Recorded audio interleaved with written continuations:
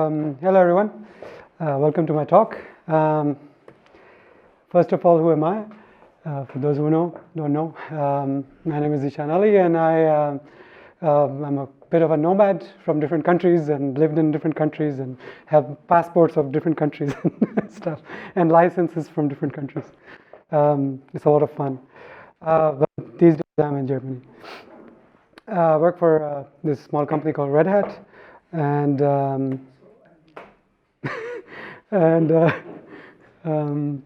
so a bit of background. I gave a talk about this topic at RustFest and also in this meetup like many months ago, but at that time I hadn't made a lot of progress yet. So background for some, a bit of recap for others. I started this project called ZBus.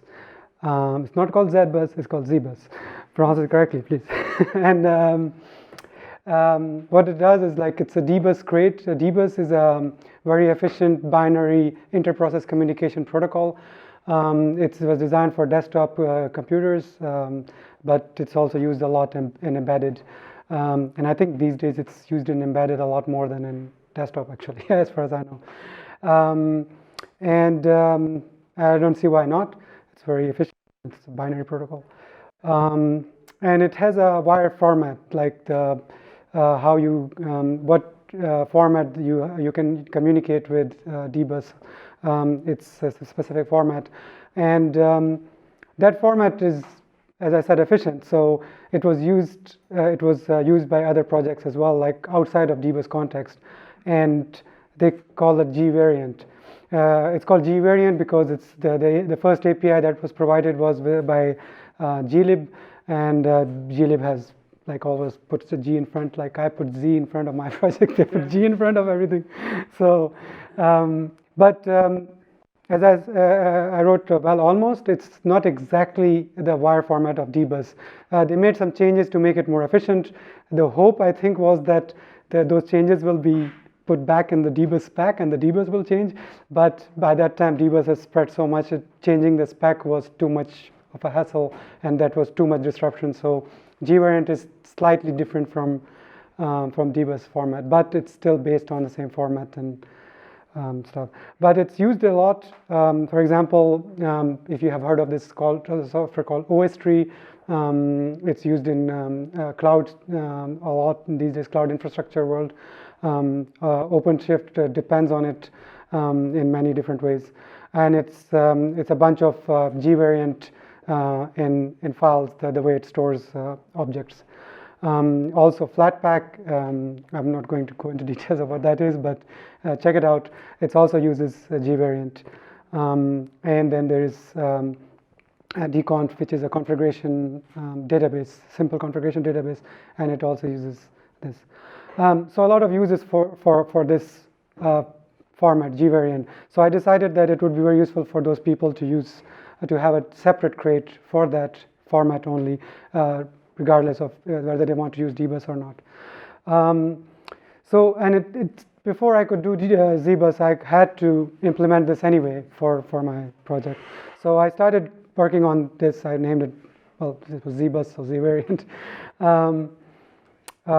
But I have to explain a bit to you what the format is before I can continue about the rest of the talk.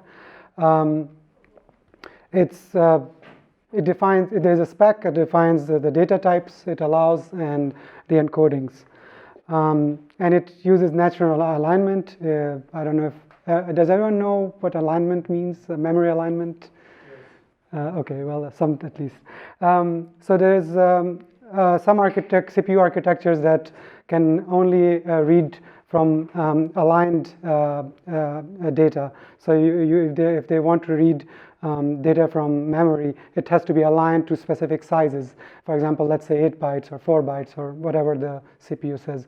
And in cases of other CPUs, it's just more efficient if you keep your data aligned. It's very efficient for the CPU to fetch and write data to memory.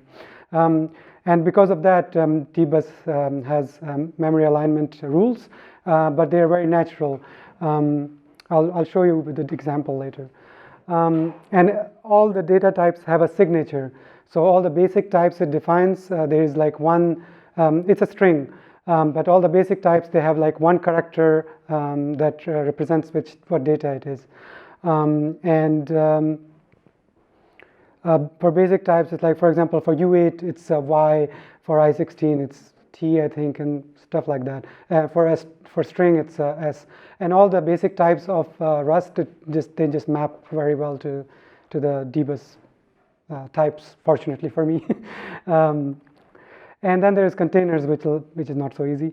But some are like array and structure, which we have those concepts in Rust, of course. And dict is just a dictionary type.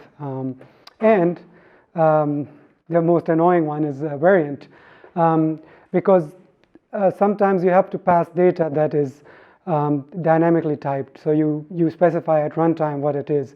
You don't know beforehand. For example, there's an interface on dbus, standard interface. Like if you implement any service in dbus, you have to implement this interface, which is called properties. So one of the methods is called get properties, where you give all your properties. And of course, properties could be of different types. So how do you return an array of varying types of data? So what you use is a variant. So it's for use cases like that. But of course, it makes life a bit harder because it's dynamically typed. I'll give you some example of how the encoding is. Don't laugh on my diagramming skills. This is the first time I've ever made diagrams for my slides. So let's say there's a string called, just say hello. You want to encode it in this format. Very easy. You have to encode the length of it, and you have to encode the data itself. It's like just the data, like the characters of your string, Unicode string, and a null byte. That's it. Null byte is not very useful for Rust, but it has to be there. And fun thing, the null byte is not included in the size of the length. As you can see, it says 5. It doesn't say 6. We'll talk about this later. And as I said, alignment is natural. So since the length of the string, which is the fixed size, the start of the string, it's 4 bytes. So the alignment for 4 bytes is 4 bytes. So in here, in the bottom below, you will see that I have made the numbers bigger for the 4 byte boundaries. So there's this number, like a 0 base. So on number 7, you have the memory address 7. You have the boundary for the first byte. Since we want to start with a 0, on a 4 byte boundary, we first put 2 zeros, and then that's the padding, and then so this is the whole encoding of your string, and that's how encoding works in this format. Similarly, the same thing, but we put it in a variant just to demonstrate variant, because I'll have problems with that later. I'll show you. A bit more complicated, but similar concept. You have the data at the end. That's the same thing, the length, the string, the 0 byte. And what you do is, instead of, since you don't know the type of the data beforehand, it's dynamically typed, as I said. So how do people who need to parse this, how would they know what type it is? So the variant is nothing but the data, and it's prefixed with the signature string of that type. And as you can see, it's the same as the encoding of the signature is the same as the string, but the length is 1 byte only. So you are limited to 255 characters. So you can't have too complex data type. You never need that, so it's fine. So yeah, and as I said, it's an efficient format, so they made it in like not 4 bytes but 1 byte. And then the actual byte, the string type, so it's S, and then the null byte in here as well, and then the padding, and then the rest is exactly the same as before. So I started working on that. The good goal I had was super efficient API. I want to have it as efficient as possible. I have this thing for efficiency. I like everything super efficient.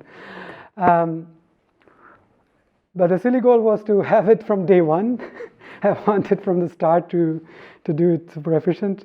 That was not a good idea, I think. So I ended up with this type, and also I decided to make it very, very generic and very, abstract and stuff. So I ended up with this trait that I wanted to implement for all types that will be encoded and decoded. And as you can see, there are lifetime there, and that wasn't easy to handle in the long run. I had to deal with a lot of issues, of course. Whatever you do, you will always have a lot of issues, like if you start from scratch, which I did. Loads and loads of fun with lifetimes. Each time I have realized a problem in my API and I changed things. If it was a fundamental change especially, lifetimes are always on the way and I had to deal with them. And I learned a lot about lifetimes, but I still think I'm a complete newbie in lifetimes. If there's anything you should learn from this talk of mine is that if you want to learn Rust, learn lifetimes. People will say, don't do that, you don't need them. I think that's a lie. You will need lifetimes. And the thing is that it will be like me. I learned Rust and I kind of avoided lifetimes and learned everything else. And then when I had to deal with lifetimes, I was like, what am I supposed to do? Like all of a sudden I felt like I don't know anything about Rust anymore. So yeah, learn them. They're not as difficult as they sound in the beginning, and it's like anything. You can learn everything.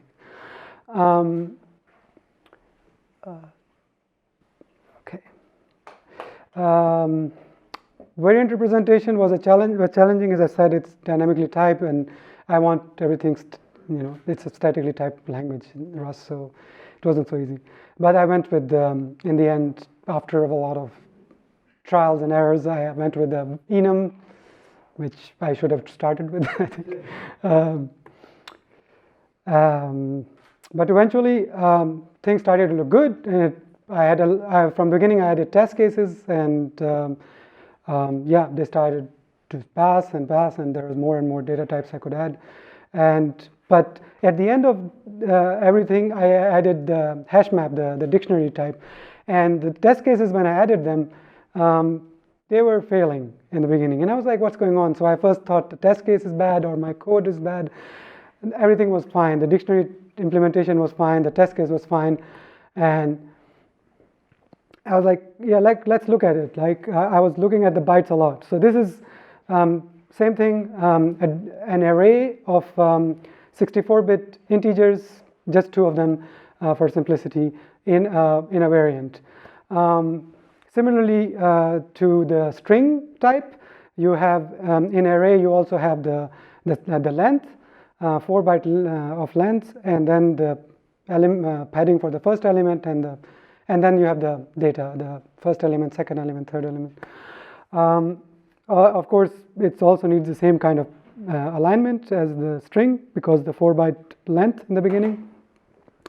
And since it's in a variant, as I said, you have to provide the signature just before it. So there's the signature A is for arrays, and T is the actual type, which is the 64-bit integer. Right. There's a reason I showed you this, so don't hate me for it. So I couldn't figure out what's wrong with this picture. There's something wrong in this picture. So as today we won't have any quiz, let's have this as a quiz. If anyone can point to me what the problem is here, I will give you 1 beer. Wait. First here is then. The signature is not aligned? No, signature. Okay, sorry, I didn't mention this before. So good that you pointed out. Since signature is the length of signature is 1 byte, like the first byte, and 1 byte alignment is 1 byte. So you don't need alignment for signatures, and therefore not for variants either. So variant itself does not need alignment. But good guess. So this 0, 0, 0, because it needs to be aligned on 64-bit, and that's why there's the padding. Or which one needs to be 64? Well, the zeros in red, they need to be aligned on 64-bit, and that's why there's the padding. I'm just asking. Yeah, they are, yeah. Okay. They need to be, yeah. So the 64-bit integer needs to be aligned on 64 bits, like 8 bytes. So that's why the padding. It starts on the 16th. Okay, so nobody knows So I continue. Anyway, so I couldn't figure out for days, right? And I was like, my girlfriend was saying, why are you so sad these days? And I'm like, I can't explain. Back to debug spec, reading, and also reading the bytes. Like I was printing out all the bytes and looking at each and every byte. And so I first thought like it's the padding. I read the spec, and the more I read it, I started to get this impression that I was wrong about the fact that you need padding for the data enclosed in a variant. Since variant doesn't need any padding, so the wording in the spec wasn't so clear. So it sounded like you don't pad the thing that is inside the variant either. So I was like, yeah, makes sense. So I went with this assumption. But this needed a complete change of the whole API. So went back into it. But each solution I came up with, when I was implementing it, lifetimes made it very hard to implement it because I had to satisfy all the lifetimes and change it and stuff. So I was like, let's first kill all the lifetimes. This is ridiculous. So I came up with a solution like an immutable slice of data. For those of you who don't know Rust yet, so RC is a reference counted data type, and you can put anything in it, and that's reference counted. So you don't need to copy it around. If you want to share something across your code base, you put it in RC and you clone the RC, which is just the container, but the actual data does not get copied or cloned. So it's a very efficient way of, but still is not as efficient as not having to even clone the RC, of course, but can live with it in the beginning. So yeah, it was a way of slicing a data and each part of the code having its own slice, and yeah, so it worked actually.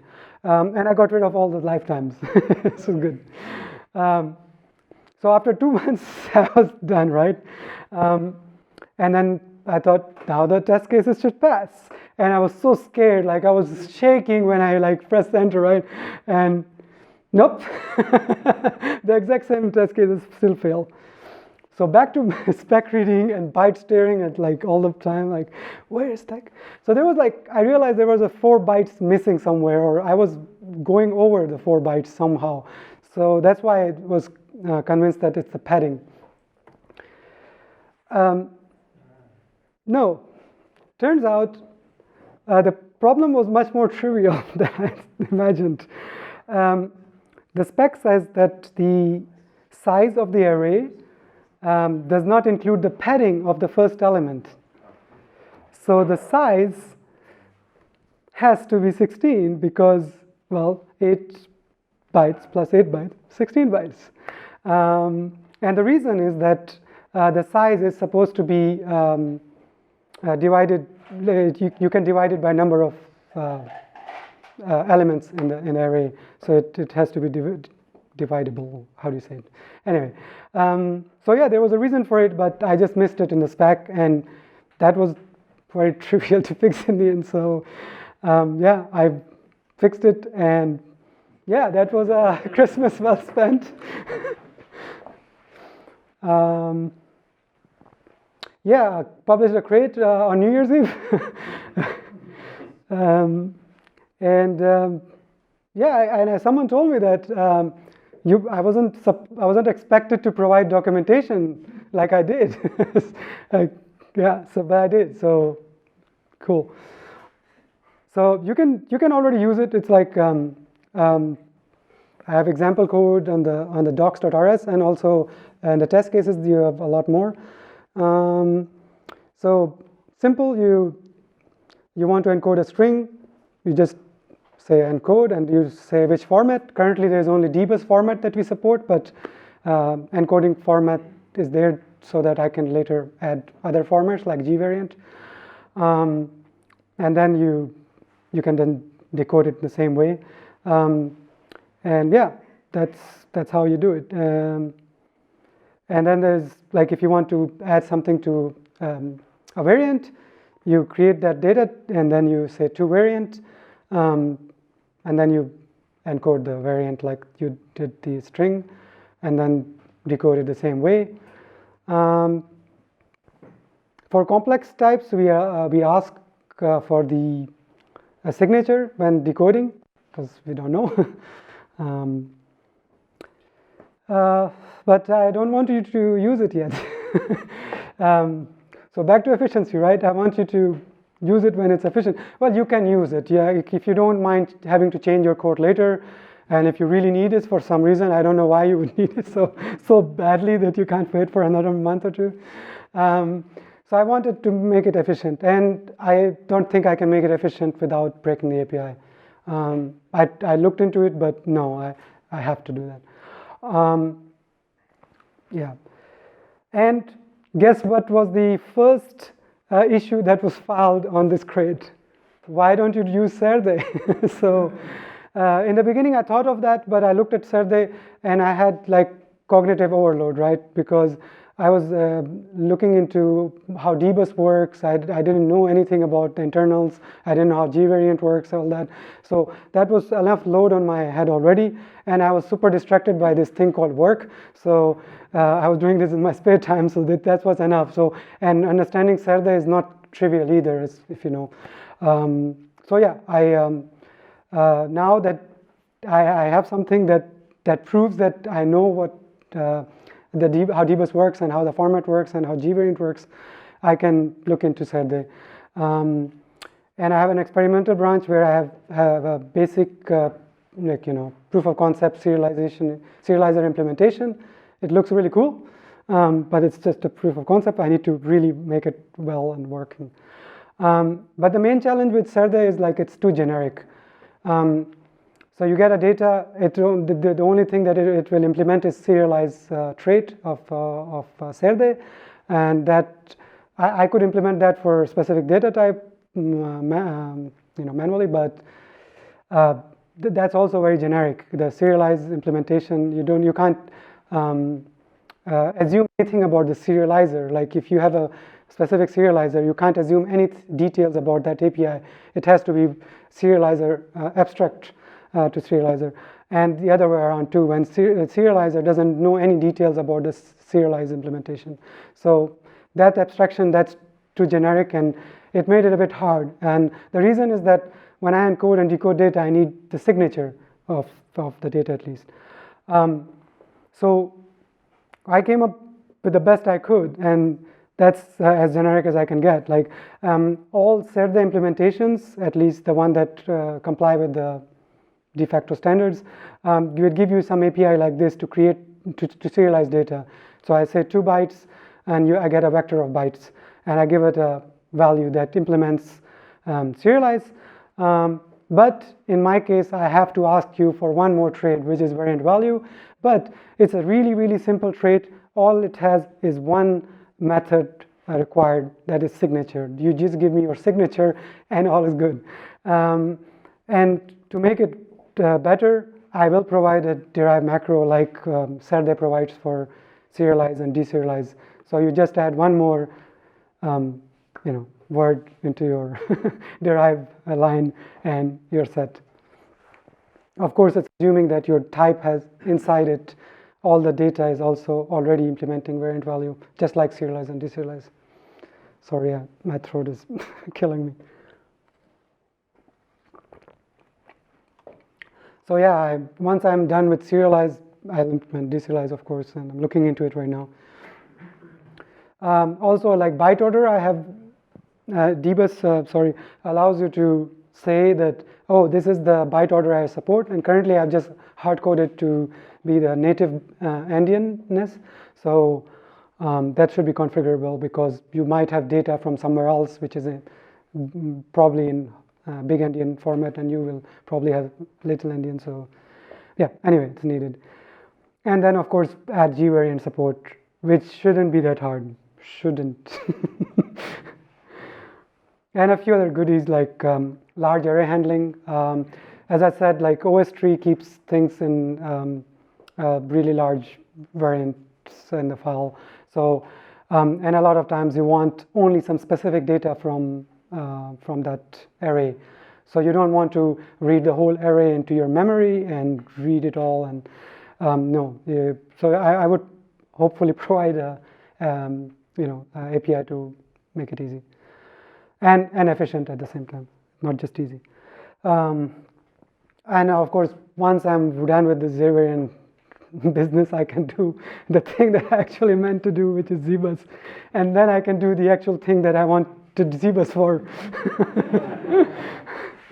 So it's OS3 in Rust then? OS3 is not in Rust. No, that was a question. So the final goal of all this is going to be OS3 in Rust? I would hope so, but the thing is, OS3 is not in Rust, but the Not yet. but OS3 RPM OS3, or what is it called, OS3 RPM, something like that. Yeah. That one is in most of it is in Rust. So I'm hoping that at least they will use this API. And I have been told by other people who are using variants for small projects here and there. They said, yeah, we need this. So yeah, so I think I'm done.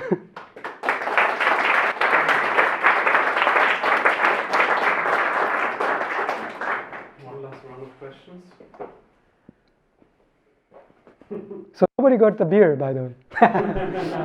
I'll drink myself. How do you manage to make a test that failed if you had your assumptions wrong? Like, didn't you code like No, a test that had also like, okay, the length includes the padding or something? Or how do you figure No, out that something did. was there? So the test case I added at the end that was failing was for the dictionary type, and in this format the dictionary type is an array of dictionary entry types. So it's like a struct for structure the encoding is, the alignment is 8 bytes. So before that all my test cases, they didn't have 8 bytes. So as soon as I had 8 byte elements in my test case in an array, it started failing. So yeah, it was mostly a coincidence. Behind you. Maybe. You said about learning lifetimes. I was wondering, do you have any tips or resources like where to go for learning lifetimes, apart from just? I saw recently compiler this. I forgot the name of the person. Sorry, someone from Mozilla. They did a presentation about subtyping in a very generic way, and how is it implemented in Rust, and how Rust does variance, invariance, and covariance, and contravariance. So if you go and look at that talk, and also there is some documentation. If you Google for Rust variance, covariance, you will find these. I think it's more like internal docs or something. That also helps a lot. But other than that, there is the Rust book from O'Reilly. It does also a pretty good job, at least for intro. That does a very, very good job. But the rest is just interesting fact. Like I went a lot to this Rust channel on Discord, the beginners channel, and I asked a lot of lifetime questions, and I realized that most of the questions on that channel, they're about lifetimes. So yeah. The one thing about lifetimes I kind of realized recently, it's more related to the fact that a lot of super useful traits that make working with Rust very convenient, like deref for example, they actually circumvent the issue of lifetimes by working with zero size types. So for example, if you have a path buff, which is like an object which owns a buffer, which owns a path, and you have the path type, and you want to dereference the path buff to go to the path. Yeah. The same for string to and vec to slice. When you go into the code, you actually realize that what you return is a different type, which, however, is not created within the function that returns it, and that only works because of some trickery inside the compiler. Now I'm saying this because I was always trying to do something like what you did. So you created a type which is generic over a lifetime A, and then this holds a reference to something else. Yeah. And for this to be convenient, you need to have like deref and a couple of other things, borrow, and so on. And you can't actually express this with the current type system, because you need something called generic associative types. Yeah. And that makes it always super painful to actually work with this, because you can't really. It's Yeah. No, I did come across quite a few solutions that I thought would be good, but they were not possible with the current, the way Rust currently works. Yeah. So yeah, I know what you mean, kind of. At least. Can I ask a question? Sure. Of course. So this is like, I mean, if I understood this correctly, so this is like a mixture between a schematic data type and a self-describing data type, right? Yes. Yeah. Because you don't have these tags like T and A and whatever you Yeah, else have. I don't know that thing. Yeah. You don't have them everywhere, right? You only Yeah. have them for variant types. Yeah. So it's like mostly not self-describing, Yeah. but only in one specific case, which is dynamically typed. So Okay. it has to be, Right. self-describing. Yeah. I've never heard of that. That's cool. One more? No? Okay. Thank you. No problem.